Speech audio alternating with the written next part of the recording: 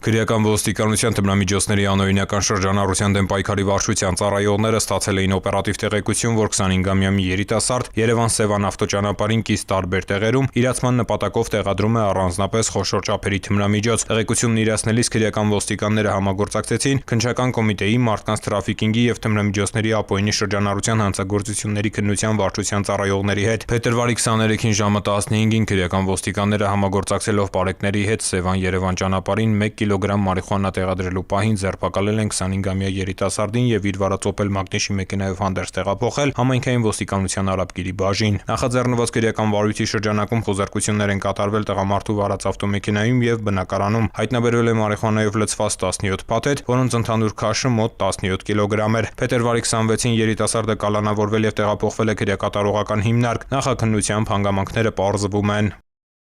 Ծանուցում հանցագործության համար մեղադրվողը համարվում է անմեղ, քանի դեռ նրա մեղավորությունն ապացուցված չէ քրեական դատավարության օրենսգրքով սահմանված կարգով՝ դատարանի օրինական ուժի մեջ մտած դատավճռով։